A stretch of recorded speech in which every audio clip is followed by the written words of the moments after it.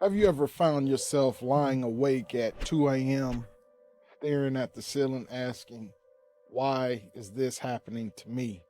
That kind of question doesn't come when life's going well. It shows up when the walls are caving in, when you're exhausted, but sleep won't come, when everything feels pointless. This episode is for the moments you don't post about on your social media account. The silent car rides, the fake smiles, the breath you hold in just to keep from crying. It's for the times you feel like a ghost in your own life, present, but barely. We're not here to pretend that life is easy or that faith makes it all okay.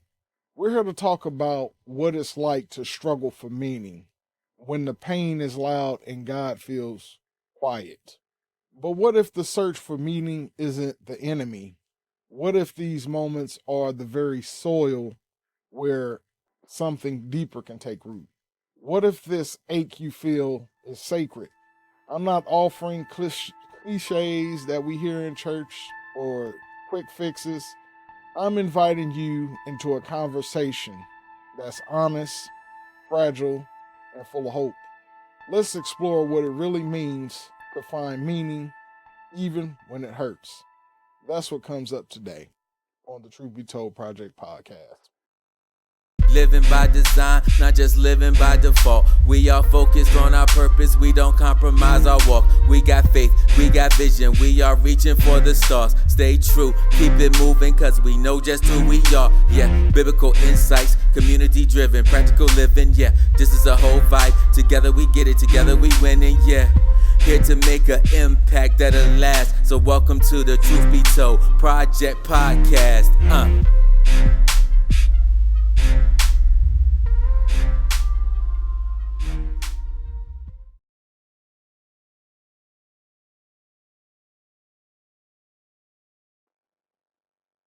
You know, I've learned that pain doesn't knock. It doesn't knock. It doesn't tell you it's coming. It just shows up uninvited, sometimes with a whisper, other times like a hurricane. There are moments in life when suffering hits so hard, it feels like it knocks the breath right out of you. A diagnosis, a betrayal, a loss you didn't see coming. Suddenly, your world becomes smaller. It becomes darker. Everything you once relied on feels very shaky and very fragile. And what makes it even heavier, that quiet expectation in our culture to bounce back, to stay strong, to trust God without even flinching. But here's the truth: suffering hurts, it confuses, it breaks you in places you didn't know could break. Maybe you felt that. The kind of pain that makes even the smallest task feel impossible. The kind where you find yourself scrolling through your phone just to escape your own thoughts. You may even try to pray, but the words don't come. Or worse, when they do, it feels like no one's listening. And then there's the guilt. Shouldn't I be grateful? Shouldn't my faith be stronger than this?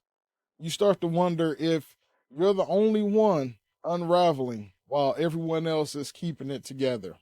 Let me say this clearly: you're not broken because you're hurting. You're human. Grief, sadness, anxiety, these aren't flaws. They're signals. They tell us something mattered, something was lost, something isn't right. And sometimes the weight is so heavy, you start to feel numb, like your heart has gone quiet to protect itself. Even joy feels foreign, like it belongs to another version of you, one you're not sure you'll ever meet again. The Bible doesn't shy away from suffering. David cried out in despair. Job cursed the day he was born. And one of the shortest verses in the Bible tells us that Jesus wept. And still, we feel pressure to hold it together. Like pain is a weakness, not a part of life. But what if we stop pretending it doesn't hurt? What if we allow space for the ache without trying to fix it right away? Sometimes the most faithful thing you can do is admit that you're struggling, to stop trying to be okay and just be, to cry, to be angry, to feel lost. That's not failure, that's honesty. And honesty is sacred ground. Pain isn't just a nuisance to be solved, it's a messenger, a mirror, a portal. It reminds us that we are alive, that we care, that something deep inside us believes in goodness because we feel the absence of it so strongly. And while it might not make sense right now, it's not meaningless. There's something sacred about being fully present in the struggle. You don't have to rush through this. You don't need to have answers. You just need to breathe one breath at a time, one moment at a time. And maybe that's where healing begins. Not in fixing the pain, but in recognizing that you're not alone in it, that your struggle matters, that your tears are seen, that you are healed, even when you don't feel it. Point of this is the question. It's not a question of logic, it's a question of survival. Because if there's no meaning, then what are we even holding on for? We're wired to search for purpose, especially in pain. We want to believe the tears we cry, the nights we can't sleep, the pieces we're trying to hold together, they matter somehow. That this isn't just some cruel cosmic mistake. But when you're sitting in the mess, in the middle of the ache, meaning feels distant, almost offensive sometimes. Because how can something so painful be allowed to have value? Maybe you've been there. Maybe you're there right now. And maybe the most honest thing you can do is admit, I don't know what this means.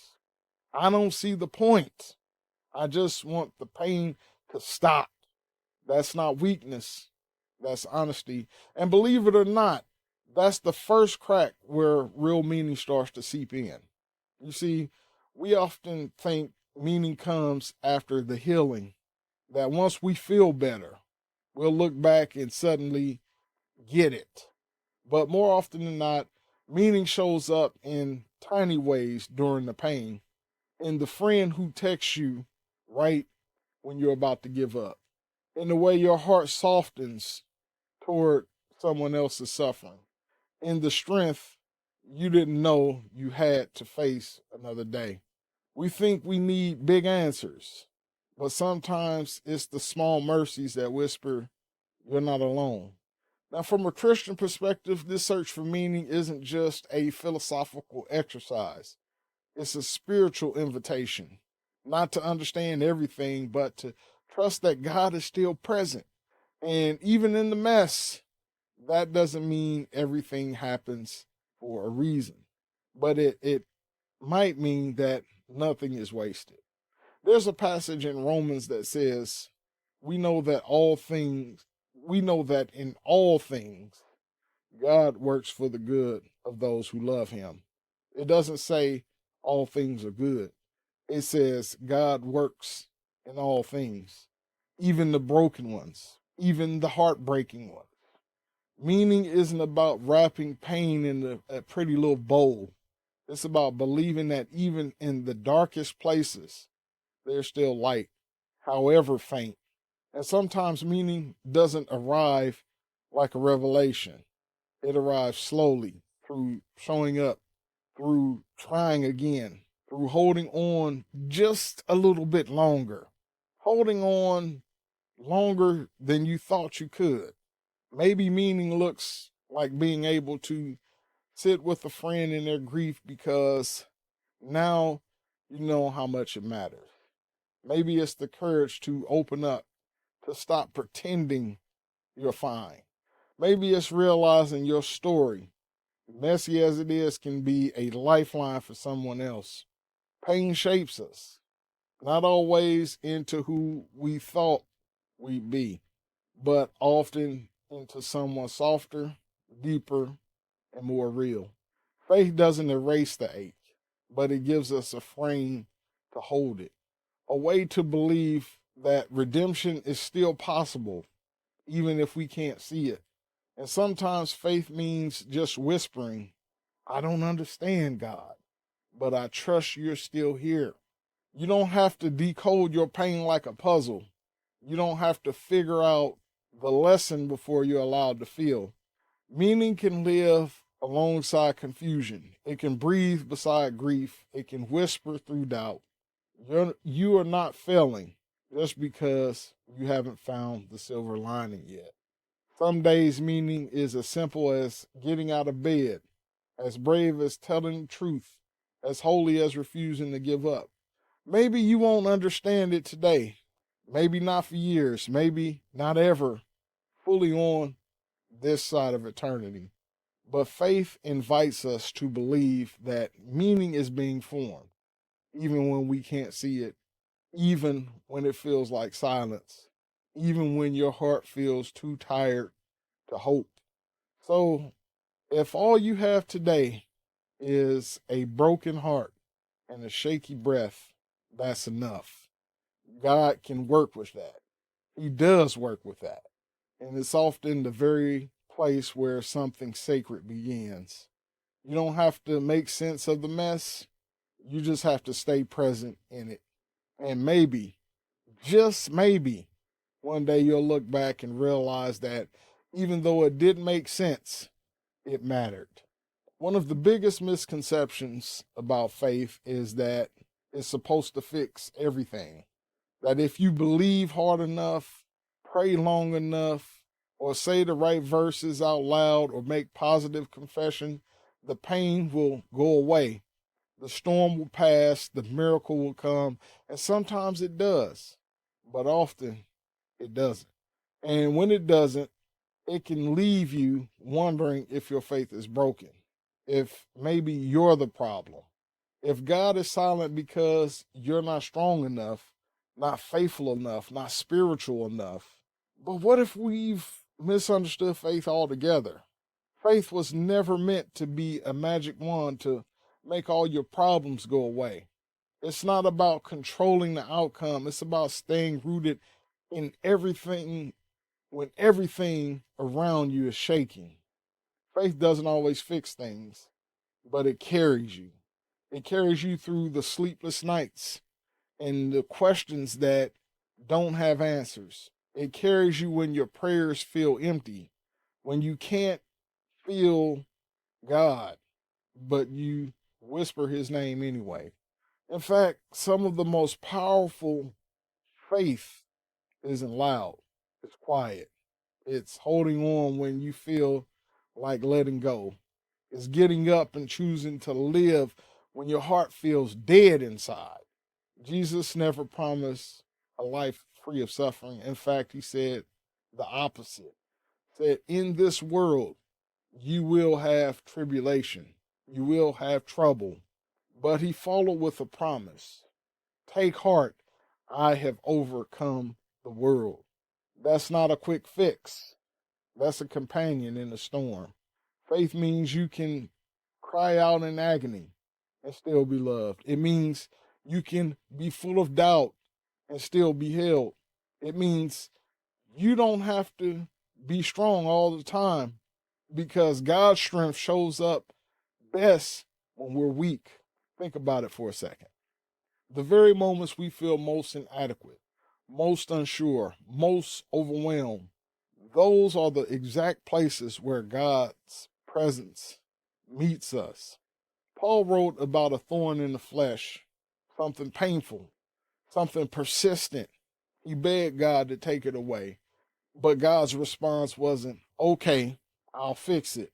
It was, my grace is sufficient for you.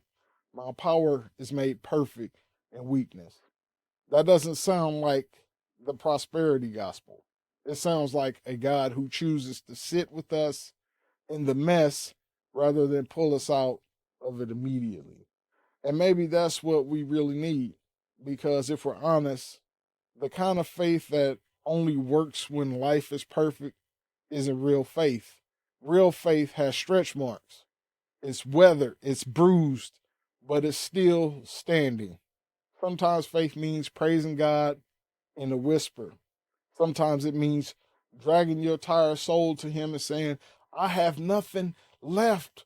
Please carry me. And He does. Not by erasing the pain, but by walking with you through it. Think of the story of Shadrach, Meshach, and Abednego. They were thrown into the fire for their faith, but God didn't put out the flames. What God did was He showed up in the fire. He stood with them, and they came out not even smelling like smoke. That's the kind of God we serve. Not one who promises us a pain-free life, but one who promises never to leave us in it. Faith carries that faith that carries is quiet but unshakable. It's what keeps your heart beating when everything else says give up. It's what turns brokenness into testimony. So if you feel like your faith isn't enough right now, hear me on this.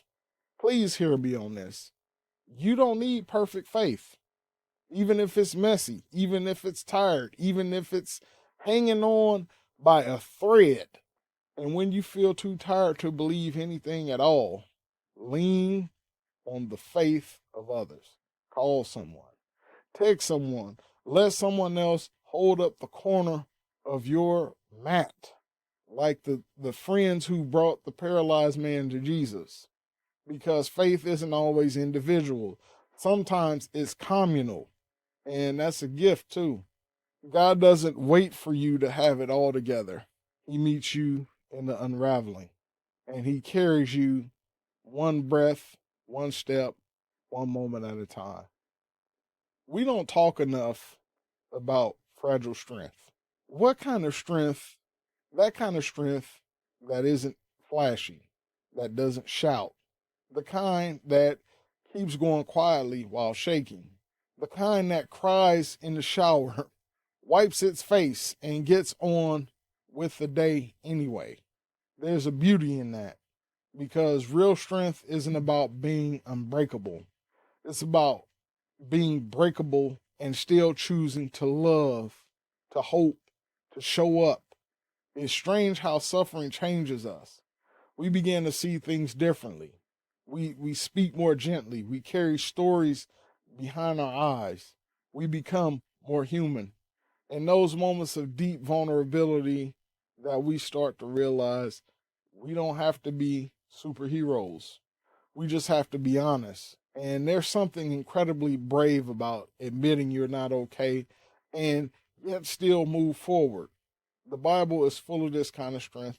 Moses doubted, Elijah ran away, Peter denied, and yet God used them all, not despite their weaknesses, but through it. Because God isn't looking for polished, He's looking for willing. There, there is this verse in Second Corinthians that says, we are hard pressed on every side, but not crushed, perplexed, but not in despair. That is fragile strength. It doesn't pretend things are fine. It acknowledges the pressure, but it keeps going. We've been taught to define strength by outcomes, success, power, confidence. But biblical strength is defined by dependence, not on our own abilities, but on God's presence. It's the kind of strength that allows you to fall apart and know you're still held. It's the kind that says, even if I don't have it together, I'm still loved, still worthy, still seen. Strength looks like resting, saying no, letting people in, letting God in. Sometimes it looks like showing up to church with puffy eyes and a silent prayer, just get me through this hour, Lord. Or making a meal when your heart's not in it. Or answering the phone when you feel like hiding. And here's the wild part. God calls that strength because He sees the fight beneath the surface. The courage it takes to keep breathing when everything feels heavy. You don't have to prove yourself to God. You don't have to earn his love by pushing through. You already have it, even in your most fragile moments. There's something powerful about broken people walking in faith because their light isn't coming from perfection, it's coming through the cracks. And those cracks, they let the light out. They let people see what's real. They let others know they're not alone. In fact, some of the people who've encouraged you the most, they probably weren't the ones with perfect lives.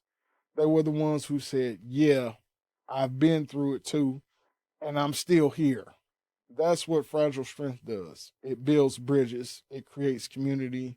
It says, you don't have to have it all together to matter.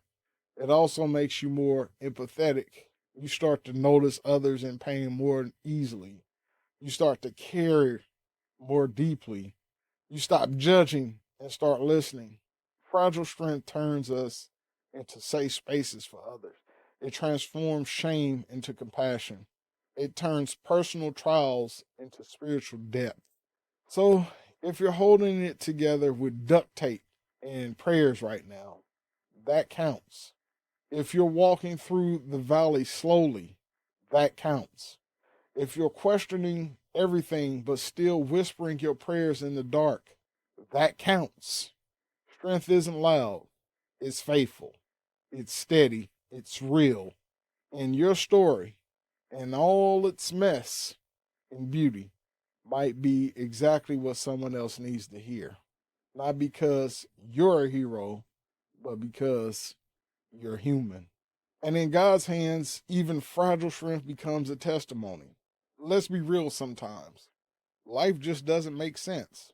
You do all the right things, you pray, you trust, you try, and still things fall apart. Still, you end up in a place you never thought you'd be. And in those moments, it's so easy to ask, what's the point of all this? It's a question that echoes in hospital rooms, at funerals, in heartbreak, in silence. We want meaning to arrive like a lightning bolt, clear, loud, undeniable. But let's be honest, most of the time, meaning comes like a whisper, like a seed, and it takes time. Meaning doesn't always look like a dramatic turnaround. Sometimes it looks like being able to sit with someone else in their pain and say, you're not alone. Sometimes it's the quiet confidence that even though you didn't choose this path, you're still growing. And from a Christian lens, we believe that God is weaving something eternal in what feels like a temporary mess. But that doesn't mean it's easy. It just means it's not the end of the story. We often want to ask why, but maybe the more helpful question is, what now? Why do I do what do I do now with this pain, this uncertainty, this broken thing I didn't ask for? And the answer is really fancy. It's usually something like love someone or rest today, forgive, show up, pray one more time. It's in the small choices that purpose starts to form, not as a big revelation, but as a quiet unfolding. And the truth is, meaning is never just for you. It's not about making your pain worth it. It's about becoming someone who can carry light into someone else's darkness. You don't have to pretend everything's okay. You just have to say, you just have to stay open to the idea that it could be someday. Meaning doesn't erase the pain, but it does give it a direction. It tells your story that there's still more to come. And you, right now, right here, you're in the middle. You're still in the middle. You haven't missed your purpose. You haven't fallen too far. You're not behind. You're being shaped tenderly, slowly, and sometimes painfully, but always purposefully. and you don't need to see the end to keep walking. Some of the most meaningful people in the world are the ones who walked through fire and refused to become bitter, who chose kindness anyway, who forgave even when it cost them, who stayed soft in a world that told them to shut down. That's the fruit of pain with purpose, not perfection, but presence. So if it feels like the meaning hasn't shown up yet, keep going because it's coming. Maybe not all at once, but piece by piece, step by step, breath by breath. And even now, in this moment, where it all still feels unresolved, there's something sacred happening. You're growing, you're becoming, and that matters more than you know. If you made it this far, thank you. Thank you for sitting in the hard places with me, for choosing honesty over performance, for allowing space for questions, for doubt, for fragile strength. We talked about pain, about the search for meaning, about the kind of faith that doesn't always fix, but always carries, and about how strength doesn't have to look like confidence. It can look like showing up just as you are. You're not alone in your suffering. You're not forgotten in your struggle. Your story is still being written. And even if the chapters feel heavy right now, there's more to come. More hope, more clarity, more healing. So take a breath and remember, even when it doesn't make sense, it still matters. If this episode spoke to you, if it gave you a little more space to breathe or helped you to feel a little less alone, please consider sharing it. Send it to a friend who might need it. Subscribe for more conversations like this. And if you feel led, leave a review. It helps more than you know. Once again, my name is Jay, and I would like to encourage you to not only live by default, live by design, God's design. Peace.